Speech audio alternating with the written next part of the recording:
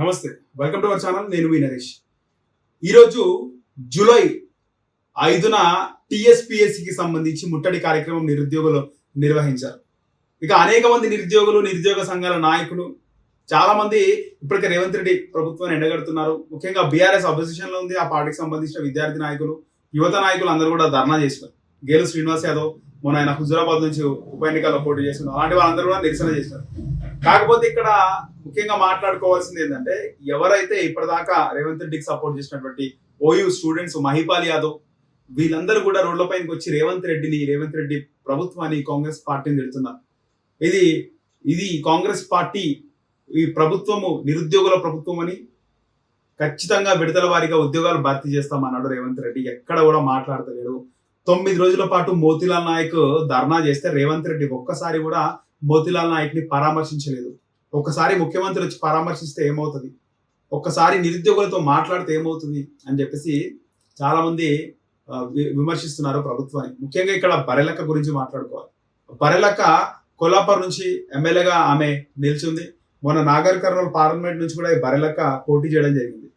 So ఈ బరెలక్క గతంలో కూడా వైరల్ అయింది. ఎట్లా అంటే, చదువుకుంటే సర్టిఫికేట్లు వస్తున్నాయి కానీ ఉద్యోగాలు రావట్లేదు, అందుకే నాలుగు బర్రెలను తీసుకున్న ఫ్రెండ్స్, బర్రెలను కాల్చుకుంటున్నా అని ఫేమస్ అయింది. బర్రెలక్కగా ఆమె మారింది. సో మస్తు ట్రెండ్ అయింది Barrelakka. Social media most trending ఉన్న బర్రెలక్క తర్వాత ఎమ్మెల్యేగా పోటీ చేసింది. మన నాగర్ కర్నూలు నుంచి ఎంపీగా పోటీ చేసింది. ఆమె కూడా వచ్చి ఈరోజు నిరసనలో పాల్గొంది. నిరుద్యోగుల నిరసన టీఎస్పీఎస్సీ ముట్టడి కార్యక్రమంలో బర్రెలక్క పాల్గొని ఆమె గోడు వినిపించింది. ఇక రేవంత్ రెడ్డిని కూడా బాగా తిట్టింది. నన్ను తోసేసిరు, మా ఆయనను తోసేసిరు, దెబ్బలు తాకినాయి, ఇదేనా రేవంత్ రెడ్డి పాలిస్తున్న పాలన? కాంగ్రెస్ పార్టీ వస్తే, మార్పు వస్తే బాగుంటది, కాంగ్రెస్ పార్టీ రావాలని మేము కూడా కోరుకున్నాము, ఉద్యోగాలు వస్తాయని అనుకున్నాము, కేసీఆర్ చేసిన తప్పు రేవంత్ రెడ్డి చేయడు, ఉద్యోగాలు ఇస్తాడు అనుకున్నాం, కానీ నిరుద్యోగులు ఒక నిరసన కార్యక్రమం చేస్తే పోలీసులు కొడుతున్నారు అని చెప్పేసి బర్రెలక్క ఏడ్చింది. సో బర్రెలక్క కూడా రేవంత్ రెడ్డిని విమర్శించడం జరిగింది. సో ఆమె కూడా చాలా బాధపడింది. అక్కడ టీఎస్పీఎస్సీ కార్యాలయానికి ముట్టడికి వస్తే ఆమె కూడా తోసేసినారు అని చెప్పి. ఇక మరోపక్క బక్క జడ్సన్ లాంటి వారు నిరాహార దీక్ష చేస్తున్నారు. మోతీలాల్ నాయక్ దీక్ష విరమించిండు. మోతీలాల్ నాయక్ దీక్ష ఇంకా 2 రోజులు ఉంటే బాగుండేది. అప్పటికే చాలా వరకు మోతీలాల్ నాయక్ గురించి ఎమోషనల్ అయినారు చాలా మంది మీడియా మిత్రులు కూడా. ఇంకో 2 days అయితే ముఖ్యమంత్రి దిగొచ్చి మాట్లాడుతుండేవాడు. మోతీలాల్ నాయక్ ఆయనకి ఏం చెప్పినారో, ఆయనకి ఏం సెటిల్మెంట్ చేస్తా అని చెప్పినారో, ఏం హామీ ఇచ్చినారో పర్సనల్ గా ఆయన సైలెంట్ అయిపోయాడు. అందుకే నేను దీక్ష తీసుకుంటా అని బక్కా జడ్సన్ లాంటి వారు దీక్ష తీసుకున్నారు.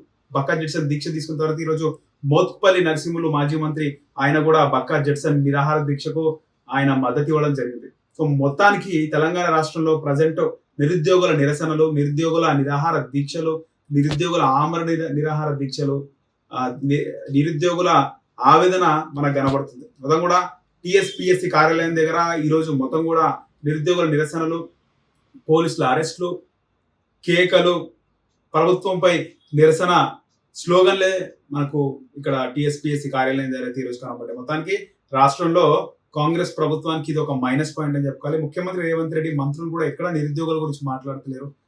జాబ్ క్యాలెండర్ వేస్తా అంటున్నారు. ఒకసారి నిరుద్యోగుల నాయకులతో, లేకపోతే నిరసన చేస్తున్నటువంటి ఆమరణ నిరాహార దీక్ష చేస్తున్నటువంటి నాయకులతో ప్రభుత్వం కానీ, ప్రభుత్వానికి సంబంధించినటువంటి మంత్రులు, చీఫ్ పీపుల్ వచ్చి మాట్లాడితే బాగుంటుంది. వేం నరేందర్ రెడ్డి ఎప్పుడు కూడా ఏదైనా కూడా ఆయన రెస్పాండ్ అవుతాడు. సీఎం రెస్పాండ్ కానప్పుడు ఆయన మాట్లాడి రెస్పాండ్ వాళ్ళకు రియాక్ట్ అయ్యి మాట్లాడుతున్నాడు. అలాంటిది వేం నరేందర్ రెడ్డి ప్రభుత్వ సలహాదారులు ఆయన వచ్చి మాట్లాడినా బాగుంటది ఇక్కడ ఈ నిరుద్యోగులతో.